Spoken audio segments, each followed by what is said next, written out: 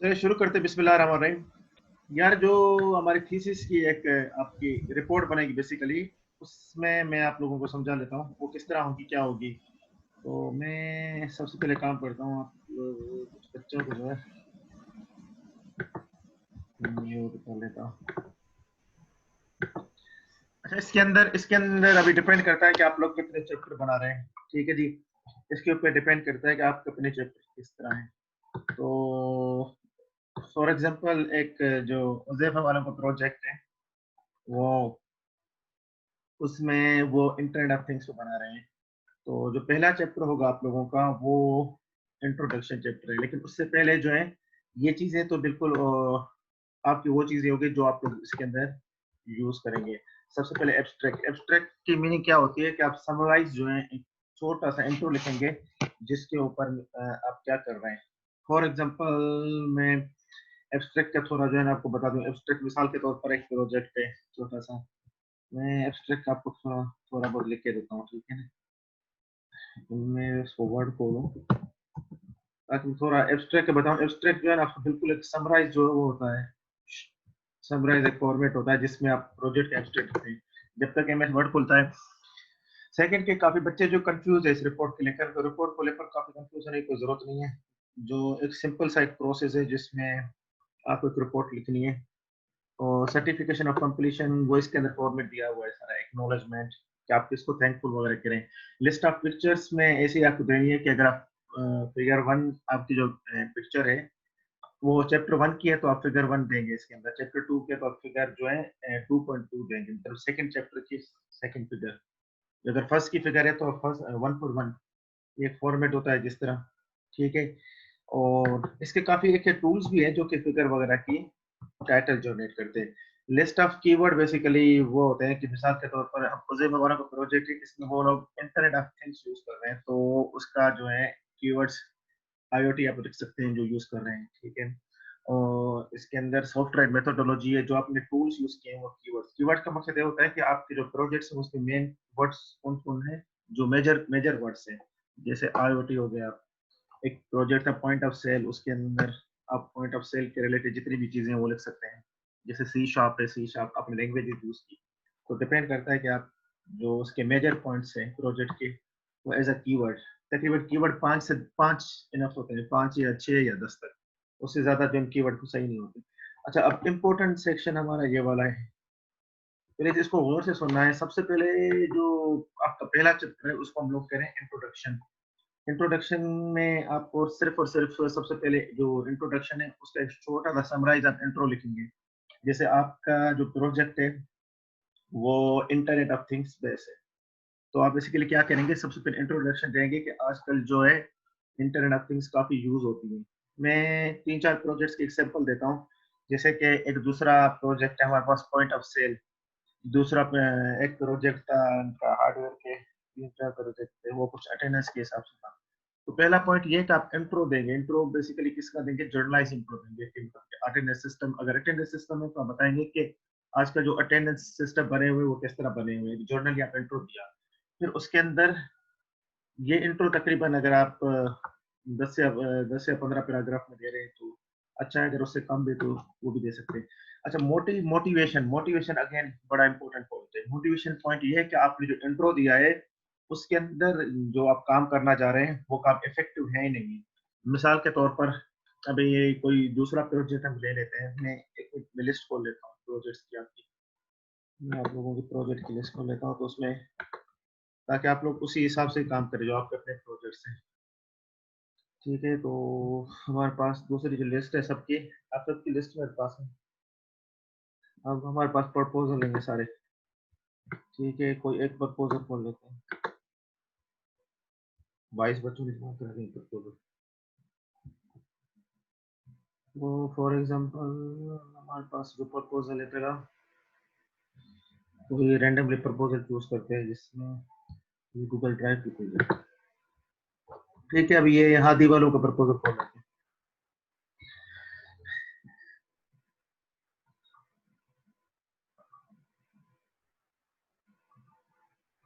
जो अब्दुल हादी है उनका है। ये इनका जो है RFID अटेंडेंस मैनेजमेंट सिस्टम है। ठीक है जी, अब ये टाइटल है प्रोजेक्ट का। तो सबसे पहले जो है इंट्रो, प्लीज इसको गौर से सारे समझें, फिर वीडियो आप बात कर सकते हैं। वीडियो रिकॉर्ड भी लगी हुई है, ठीक है। वीडियो रिकॉर्ड तो हो रही है?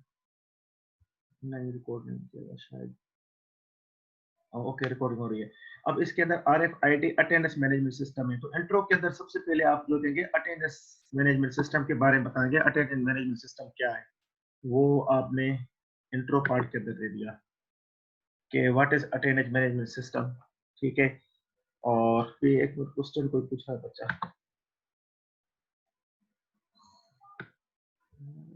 Sir can you please record upload lecture on YouTube. Okay okay okay okay okay, ठीक है। तो जो अभी ये प्रोजेक्ट है हमारे पास, प्लीज इसको गौर से समझना है, सबका फॉर्मेट यही रहेगा। RFID attendance management system. तो जो इंट्रो पार्ट है आपका, इंट्रो के अंदर आप अटेंडेंस के बारे में जनरल बताएंगे, अटेंडेंस सिस्टम क्या होता है, ये इसमें क्या क्या चीजें होती हैं, उसके टाइप्स कौन से होते हैं, ठीक है। थोड़ा इंट्रो दिया, उसके अंदर मोटिवेशन, मोटिवेशन का मकसद ये, फॉर एग्जांपल मैं अगर मोटिवेशन लिखना चाहूँ कि हमारे पास अटेंडेंस सिस्टम मैन्युअली होता है, मोटिवेशन क्या है उसके अंदर, हम उसको ऑटोमेटिकली कंप्यूटर बेस करना चाह रहे हैं, उसके एडवांटेजेस क्या क्या हो गया हमारे पास, ठीक है जी। मोटिवेशन इट मीन्स आपका जो मैनुअल अटेंडेंस सिस्टम है वो अब ऑनलाइन हो गया।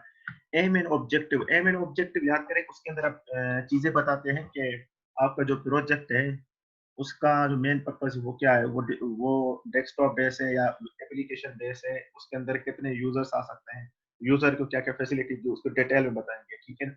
मोटिवेशन के अंदर आप बता सकते हैं कि ये जो प्रोजेक्ट है मैनुअल से हम लोग कंप्यूटर बेस कर रहे हैं, ठीक है। Aim and objective, aim and objective मतलब उसके अंदर डिटेल कि इसके क्या क्या एडवांटेज हो गए, और हमारा ऑब्जेक्टिव एम हमारा क्या है कि हमें मैनुअल प्रोसेस को ऑटोमेटिकली कन्वर्ट करना है, और ऑब्जेक्टिव हमारा क्या है कि जितने भी हमारे पास यूजर्स हैं वो जो है उनको फैसिलिटेट करना है, इसके जितने एडवांटेजेस लिख सकते हो, ठीक है।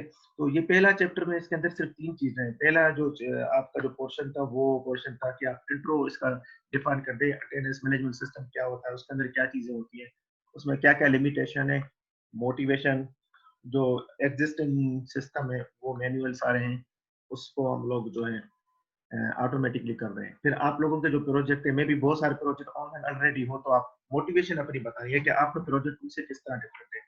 आप रेफरेंसेस भी दे सकते हैं कि एग्जिस्टिंग सिस्टम ये वाले और हमारे वाले बेस्ड है, ठीक है। एम एम का मकसद है कि भाई इसको कहाँ का यूज कर सकते हैं, इसकी यूटिलाइजेशन कहाँ है।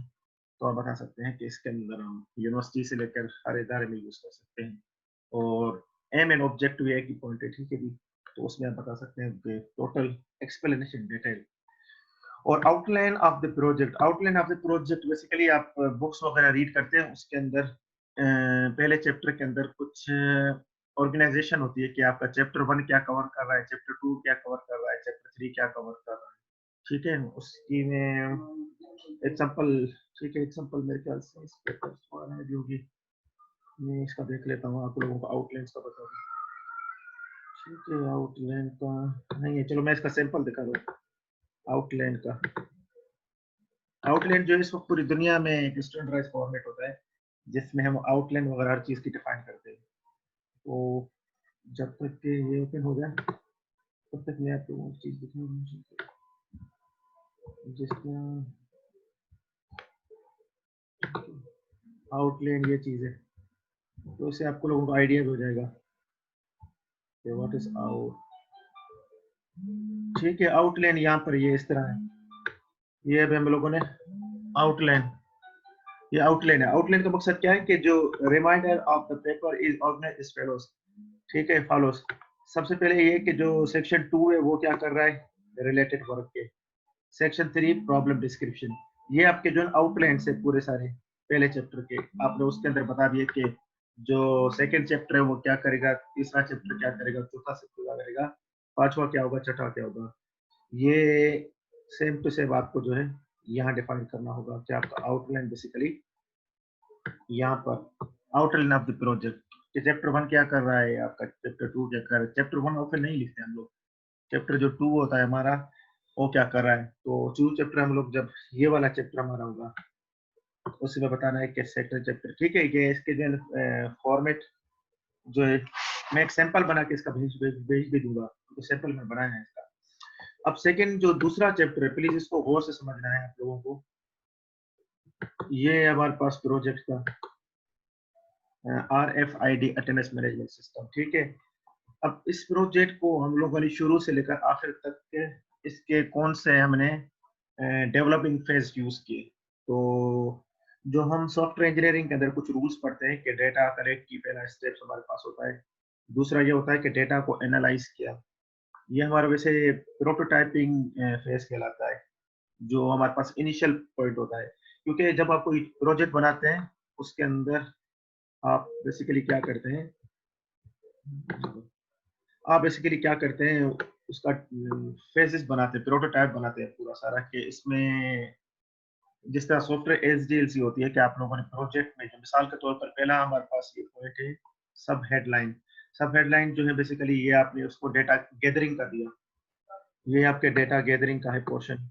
इसमें आप लोगों ने इसको वेरीफाई किया जो डेटा कलेक्ट की, फिर आपने डेटा को जो है इम्प्लीमेंट किया, मतलब कि प्रोटोटाइपिंग का दूसरा चैप्टर है, उसके अंदर आपने डेटा कलेक्ट किस तरह की और उसके सारा प्रोसेस कैसे किया।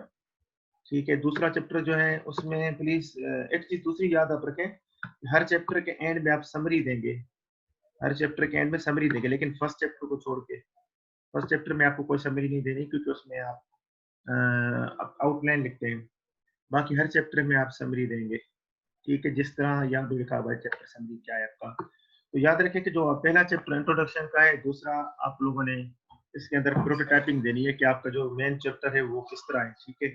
उसमें आप लोगों ने शुरू से लेकर आखिर तक ये सिस्टम किस तरह डेवलप किया, उसमें कौन कौन से फेजेस थे, ठीक है। तो मेरे ख्याल से ये इसके इसके सैंपल जो है मैं आज जो शेयर करता रहूंगा, शेयर करूंगा इस प्रेजेंटेशन के बाद। तो कोशिश करेंगे ये जो भी है इसको फाइनलाइज करें। अब तीसरा चैप्टर जो है आप लोग सारे जितने भी हैं आप सबके जो प्रोजेक्ट्स वो सारे जो हैं वो सॉफ्टवेयर बेस हैं और या हार्डवेयर बेस है। तो उसमें जो आपका थर्ड चैप्टर सबका होगा वो इम्प्लीमेंटेशन फेज होगा, कि आपने जो अपना प्रोजेक्ट इम्प्लीमेंट किया है उसके क्या फेजेस हैं। मिसाल के तौर पर कोई एक प्रोजेक्ट है जो ये RFID है, उसके अंदर जो पहला इंटरफेस है वो किस तरह कम्युनिकेट करेगा, दूसरा इंटरफेस आप एक फिगर लगाते जाएंगे उसको एक्सप्लेन करते जाएंगे। तो फर्स्ट चैप्टर हमारा, मैं इसको चैप्टर्स को नोटपैड पे राइट भी करता जाता हूँ ताकि आप लोगों को वो भूल ना जाए आप सारी चीजें। फर्स्ट चैप्टर आपका जो होगा वो इंट्रोडक्शन चैप्टर होगा, ठीक है। और जो दूसरा चैप्टर होगा हमारा वो प्रोटोटाइपिंग का टाइपिंग, जिसमें आप SDLC फेजेस एक्सप्लेन करेंगे।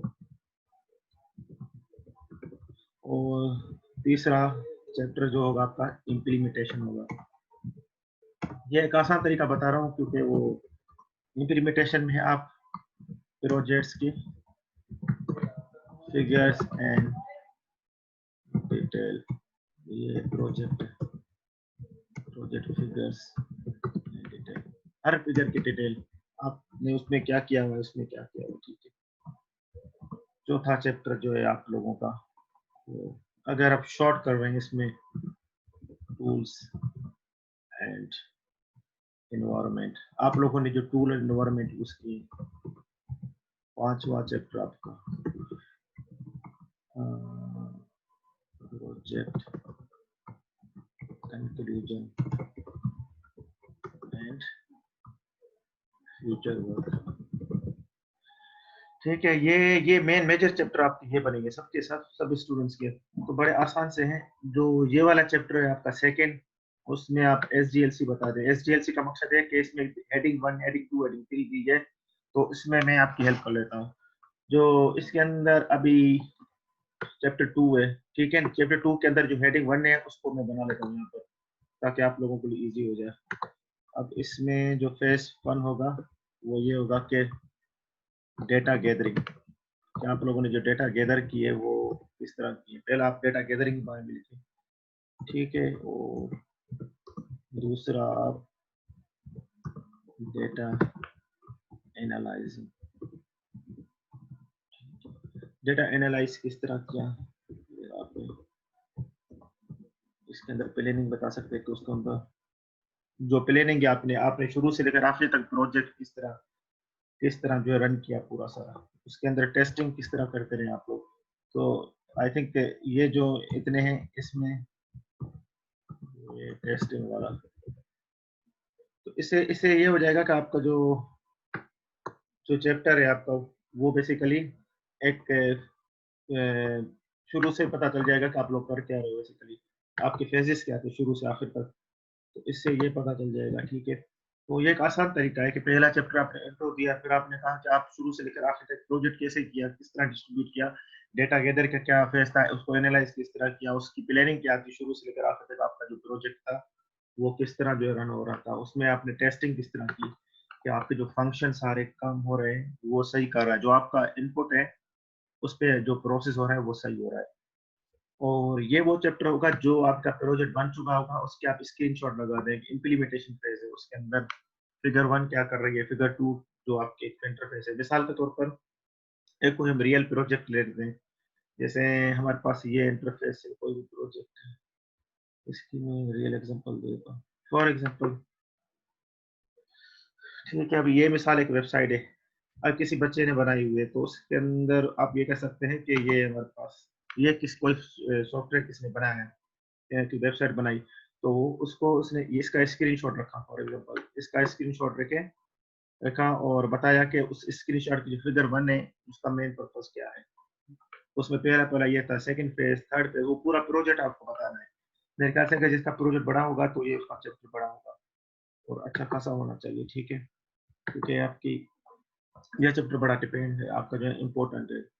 टूल्स एंड एनवायरनमेंट बड़ा इजी सा है। टूल्स एंड एनवायरनमेंट के अंदर जैसे कि किसी बच्चे ने जो है, ये वेबसाइट है मिसाल के तौर पर, इसके लिए टूल्स, अगर मैं विजुअल स्टूडियो यूज कर रहा हूँ उसके साथ साथ लैंग्वेजेस HTML यूज कर रहा हूँ और इसको रन करने के लिए डिफरेंट ब्राउजर यूज कर रहे हैं, तो जो भी होगा जिसका भी होगा तो आप वो टूल्स सारे लिख लीजिएगा जो आप यूज कर रहे हैं इसके अंदर।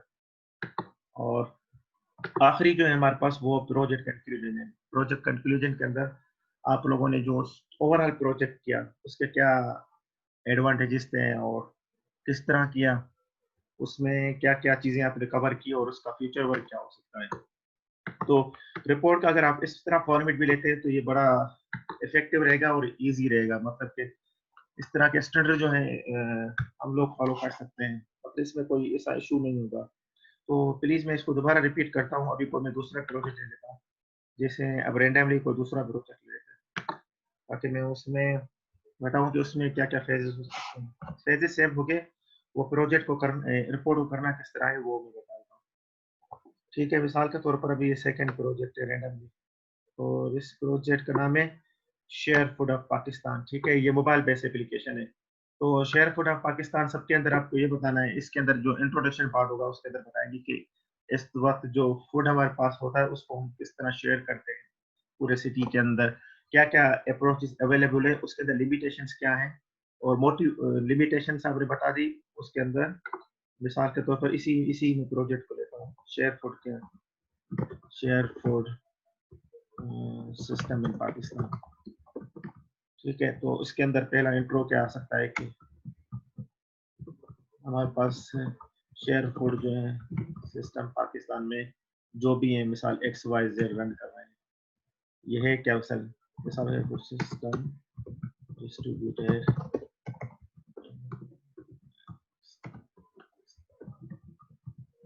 डिफरेंट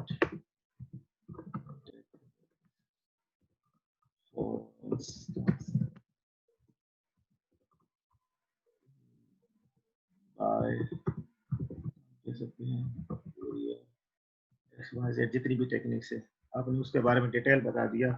फिर आपने ये इंट्रो है, लेकिन उसके अंदर आप बताएंगे कि हाउएवर लिमिटेशंस क्या है इसके अंदर। इसके अंदर लिमिटेशन आपने बता दी कि लिमिटेशन क्या है, जो आपका प्रोजेक्ट है वो क्यों अच्छा है। फिर आप बताएंगे मोटिवेशन के द पर्पस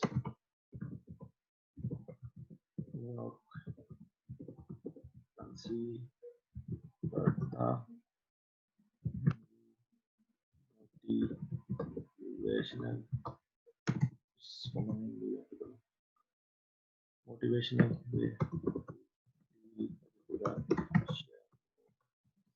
ठीक है, यहाँ पर अपनी मोटिवेशन बता दी कि आपका जो प्रोजेक्ट वो चेंज किस तरह है, जो कि इंट्रोडक्शन पार्ट है उसमें जो एग्जिस्टिंग सिस्टम है, आप यहाँ पर जो है एग्जिस्टिंग सिस्टम भी बता सकते हैं, एग्जिस्टिंग सिस्टम जो है वो बता सकते हैं कि कौन कौन से है, ठीक है। उसके अंदर आपके जो है एम एंड ऑब्जेक्ट क्या हो सकते हैं, aim and object, aim and object आपके क्या हो सकते हैं कि basically our proposed system offers fast and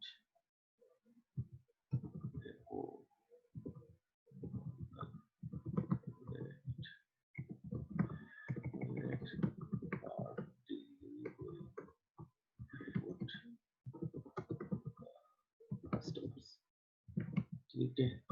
ये इस किस्म क्या बता सकते हैं कि आपका जो प्रोजेक्ट है वो किस तरह बेस्ड है,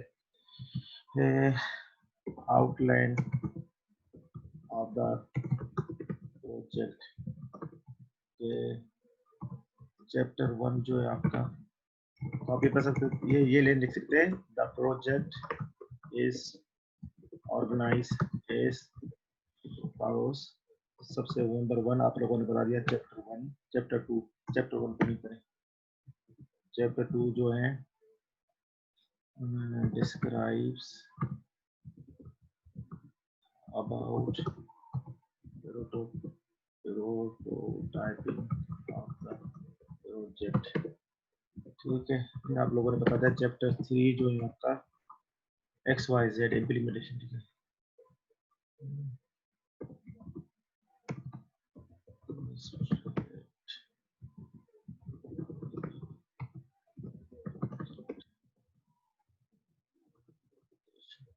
ठीक है, इस तरह आपको चैप्टर 4, चैप्टर 5 जो भी है आपके, तो बेसिकली ये एक आसान तरीका है जिसके थ्रू आप लोग चैप्टर पहला बना सकते हैं। चैप्टर 2 जो है इसका मिसाल के तौर पर फूड शेयर सिस्टम में, इसको बड़ा कर लेते हैं, शेयर सिस्टम में फेजेस कौन से यूज हुए। सबसे पहले आप लोगों ने डेटा कलेक्ट की, डेटा कलेक्ट में मकसद क्या कि इसमें जो आपको डेटा रिक्वायर्ड है कि क्या क्या पॉसिबल वेज हो सकते हैं जिसके थ्रू आप लोग ये पूरा सिस्टम डेवलप कर रहे हैं। दुनिया के अंदर हर सिस्टम में डेटा कोई ना कोई डेटा हमें रिक्वायर्ड होती है। सेकंड के उस डेटा को आप लोगों ने वेरीफाई किस तरह किया, वो डेटा जो कलेक्ट हुए इफेक्टिव है। तीसरा कि वो डेटा को आपने स्केड्यूल कैसे किया कि इस डेटा को, जैसे मिसाल के तौर पर हमारे पास पूरे सिस्टम की डेटा है लेकिन उसको हमें शुरू से लेकर आखिर तक किस तरह डेवलप करना है, तो वो डिपेंड कर रहा है कि आप कैसे उसको कर रहे हैं, ठीक है जी। अब थर्ड चैप्टर है इसका इम्प्लीमेंटेशन का, इम्प्लीमेंटेशन का आगे बड़ी करें, इम्प्लीमेंटेशन की आगे बड़ी। इसके अंदर जिस तरह मैंने आप लोगों को बताया कि ये हमारे पास एक वेबसाइट है, इसमें जो जो जो इंटरफेस लगे हुए हैं आप ये बता सकते हैं कि ये जो आपका प्रोजेक्ट है उसमें पहला इंटरफेस कौन सा है, क्योंकि वो मोबाइल में से, तो आप ये बता सकते हैं कि उसके अंदर पहला इंटरफेस क्या है और सेकंड इंटरफेस क्या है, कस्टमर क्या क्या प्रोसेस को जो है फॉलो करेगा, तो वो आपका जो है वो इम्प्लीमेंटेशन में आ जाएगा, ठीक है। आई होप इसमें से चीजें आप लोगों को क्लियर हो गई होगी। चौथा उसको अगर बता सकते हैं टूल्स एंड एनवायरनमेंट बता सकते हैं। टूल्स एंड एनवायरनमेंट में मैं एग्जांपल देता हूँ, जैसे कुछ प्रोजेक्ट है उज़ैफा वालों का, वो इंटरनल सेल्स है, ये टूल्स आप देख सकते हैं जो कौन कौन से। फिर आप बता सकते हैं कि आप लोगों ने इक्लिप्स को यूज किया, उसको डिटेल बताएंगे इक्लिप्स क्या है, इंटरनेट ऑफ थिंग्स क्या है, ये टूल क्या है, किस तरह काम करता है। आप लोगों ने कोई सी शार्प यूज किया और जावा यूज की, वो बताएंगे, ठीक है। और आखिरी फेज है आपका कंक्लूजन का और फ्यूचर वर्क। और कंफ्यूजन फ्यूचर वर्क के अंदर आप बताएंगे कि आपका जो सिस्टम है बेसिकली वो टोटल क्या था, उसकी मेन जो था मोटिवेशन क्या थी, उसमें आप लोगों ने क्या क्या किया, ये जरूर बताना भाई। कंक्लूजन का मकसद ये होता है कि आप लोगों ने क्या क्या उसका किया हुआ है जो सिस्टम था। और फ्यूचर वर्क के अंदर आप इसमें मजीद जो है फ्यूचर में ये अमेंडमेंट कर सकते हैं, क्योंकि आपका टाइम शॉर्ट होता है तो आप फ्यूचर वर्क भी लिख सकते हैं, ठीक है। एक टाइम में आप सारा काम नहीं करते। तो आई होप ये जितनी भी हमारे पास ये डॉक्यूमेंट था उसमें हमारे पास यही चीजें थी, ठीक है। तो इसमें कोई सा मुश्किल कोई पॉइंट नहीं है, जिसमें कोई किसी को मसला आता हो उसकी मैं वीडियो भी रखूँगा और इसका मैं सैंपल बना के रखूँगा कि आपको किस तरह करना हो, ठीक है? यहाँ पर तो चैप्टर बहुत सारे हैं, लेकिन ज़रूरी नहीं है कि आप ये सारे चैप्टर बनते हो, ठीक है? जिस तरह इन्होंने रखा हुआ है कि कंक्लूजन एंड फ्यूचर एनहांसमेंट, उसमें कंक्लूजन दिया और उसका फ्यूचर एनहांसमेंट, जिस तरह हम लोगों ने, ठीक है? अब एक और चीज़ है इसके अंदर, रेफरेंसेस। रेफरेंसेस का मकसद ये होता है कि आप लोगों ने बेसिकली जो एक्जिस्टिंग सिस्टम है उसके रेफरेंस के पहले जो है एक रेफरेंस वन है जिसमें ये प्रोजेक्ट मिसाल शेयर फूड सिस्टम वाला है, पहले मैनुअल जो है वो सिस्टम था सारा, अब ऑटोमेटिकली हम लोगों ने इसको ऑर्डर दिया, वही पेमेंट पेमेंट में एडवांटेज हो गया क्योंकि पहले कैश ऑन डिलीवरी था, अभी ऑनलाइन पेमेंट हो रहा है। तो इस किस्म के आप जितने भी एक्जिस्टिंग सिस्टम थे आप उसके रेफरेंस दे सकते हैं, ठीक है? अभी मैं आप लोगों से क्वेश्चन लेता हूँ। मैं आप लोगों को अनम्यूट कर लेता हूँ क्योंकि इसमें अगर कोई क्वेश्चन हो तो आप प्लीज अभी पूछ सकते हैं। प्लीज आप मुझसे क्वेश्चन पूछ सकते हैं अभी इसके बारे में, क्योंकि ये आप लोगों को जो लिस्ट जो रिपोर्ट बनानी है प्लीज वो आप माइंड में इस तरह बनाएं कि जो अवेलेबल आपके पास डेटा है उसको एनालाइज किस तरह करना है, जिस तरह हम लोगों ने यहाँ पर किया हुआ है। तो मेरे ख्याल से रिपोर्ट कोई मुश्किल नहीं होगी। प्लीज क्वेश्चन पूछ सकते हैं आप लोग, ने अनम्यूट कर दिया सबको, आप सबको। You can ask any question. Unmute कर दिया, ओके। आप सारे अनम्यूट हो तो आप क्वेश्चन पूछ सकते हैं। यहाँ पर आगा सजाद है, अब्दुल हादी है, अली हैदर है, फहाद है, हिना है, उज़ैफा है, मिर्जा मोहम्मद है, मोहम्मद सुलेमान है, ठीक है, कैसर साहब हैं, रिजवान, सुमेरा, सैयद उबैद। कोई भी बच्चा क्वेश्चन पूछ सकता है, इसका मैं फॉर्मेट भी रख दूंगा तो उसमें भी आप हेल्प ले सकते हैं। तो मेरे ख्याल से इसमें कोई अगर आप लोगों को क्वेश्चन हो, ओके क्या क्वेश्चन है, ये ऐसे भी पूछ सकते हैं। सर डेडलाइन क्या है? अच्छा, डेडलाइन का बेसिकली जो है अनम्यूट तो कर दिया यार, अनम्यूट तो है आप। हेलो यूजर को अनम्यूट, ठीक है, आप खुद भी कर सकते हैं। ओके ओके, प्लीज सारे पूछ सकते हैं अभी। जी जी, वालेकुम सर। वालेकुम सलाम। सर प्रोजेक्ट तो कर रहे हैं हम लोग। जी बात जी मुझे एक चीज़, मेरा हमारे साथ इश्यू था, मैं डिजिटल करेंसी हमारा प्रोजेक्ट है, जी जी रिजवान बात कर रहा हूँ मैं। जी जी सर वो रिजवान। असल में थोड़ा ना नाम में हमें थोड़ा इश्यू हो रहा है कि ना अब नाम हम उसका चेंज कर सकते हैं, हम रखना चाह रहे हैं डिजी कैश के नाम से ना उसको, क्योंकि वो कुछ इजी पैसा टाइप की हमारी वो है, तो डिजिटल करेंसी थोड़ा उस पर कुछ सूट नहीं कर रहा इस हवाले से ना, यार या इसको डिजिटल करेंसी रहने दें क्योंकि एज अ ऐप नेम ही हो जाएगा वो। यार अभी जो है प्रपोजल को बिल्कुल नहीं छेड़े क्योंकि वो डेटा आपकी जो है ना काफी जगहों पे चली गई होगी। तो जो जो जिस ठीक है। जिस कंडीशन में नाम है आप उसको वो दे सकते हैं ठीक। और बाकी कोशिश। सर जी जी रिपोर्ट जिस तरीके से जितनी बन रही है वो हम आपको बनाकर देते हैं सर, फिर आप उसमें से बता देगा कि इसके अंदर इस कम ज़्यादा क्या करना है, फिर वो यार सही रहेगा, यार कोई बात हमें नहीं। थोड़ी कंफ्यूजन। हाँ, अगर आप रिपोर्ट बनाएंगे ना तो अगर एक चैप्टर बनाते हैं वो भी चैप्टर वाइज भी दिखा सकते हैं, कोई इशू नहीं है, हम उसको अपडेट करते जाएंगे, उसमें कोई इशू नहीं है। ठीक है सर। मैं उसमें बाकी आप अभी लोग। सर अभी इसका कितना ड्यूरेशन रह गया है? यार ड्यूरेशन ये कि अभी जो जो मीटिंग हुई थी इन्होंने मुझे कोई डॉक्यूमेंट रिटर्न में नहीं दिया है, रिटर्न में, लेकिन ये होता है कि जो FIP2 होता है उसका एटलीस्ट 6 मंथ तो होते हैं यूनिवर्सिटी ओपन होने से बाद। तो मुझे इसका यार मेक श्योर नहीं है कि इसकी डेडलाइन, लेकिन ये है कि जून जून मंथ तो है आप लोगों के पास, क्योंकि ओके। आखिर में मैं क्योंकि सर आप अभी तो अभी। यूनिवर्सिटी तो मेरे ख्याल से अगस्त तक बंद रहेंगी, क्योंकि अभी अच्छा तो बता रहे हैं कि अगस्त तक की कहानी जा रही है। यार मैं कोशिश करूंगा कि आप लोगों के जो प्रोजेक्ट्स है जिसके जल्दी पूरा हो रहा है तो उसकी हम डेडलाइन सेट करेंगे सबकी।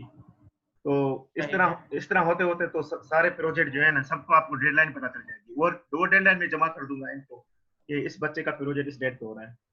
ये सही अच्छा है। रहेगा, ये अच्छा रहेगा सबके लिए। ठीक है सर। और प्लीज और कोई क्वेश्चन जिस तरह हम लोगों ने जी आज सर, सबकी ऐसे जिसका जैसे होता है तो उस हिसाब से उसको डेडलाइन मिल जाए ना सर, तो ये बेहतरीन हो जाएगी कि हाँ यार उसने जिनके, एक स्टार्ट किया है। हाँ जी जी, जिनके प्रोजेक्ट काफी काफी बच्चे हैं जिनकी हर चीज रेडी है काफी, तो उनके रिपोर्ट का जो इशू था तो वो इस और तरह सर कुछ रिपोर्ट। ऐसे भी है जिनका कुछ रेडी भी नहीं है सर। यार जिनका रेडी नहीं है वो प्लीज बता दे, हेल्प ले लें वो जो भी चीज है उसकी, क्योंकि काफी बच्चे जो यार देखिए एक चीज मेरी याद रखिए कि अगर आप ग्रुप में काम कर रहे हैं और एक बच्चा काम कर रहा है बाकी नहीं कर रहा, तो जो एक बच्चा है वो प्रोजेक्ट नहीं बना सकता यार। ये आपके थीसिस प्रोजेक्ट है, कोई आम प्रोजेक्ट नहीं है, असाइनमेंट नहीं है। तो प्लीज जिस तरह एक हम शॉप पे जाते हैं ना वहाँ डिस्काउंट लेते हैं, तो जो बच्चे काम नहीं करें उससे डिस्काउंट ना लें भाई, उनको बता दें कि भाई काम नहीं कर रहे हो तो हम सारे वैसे प्रोजेक्ट नहीं कर पाएंगे। तो प्लीज अपनी टीम मेंबर्स को जो है एक्टिव रखें। और कोई क्वेश्चन हो, मैं ये इस वीडियो को बंद कर देता हूँ क्योंकि फिर ये भी क्वेश्चन भी रिकॉर्ड होते हैं।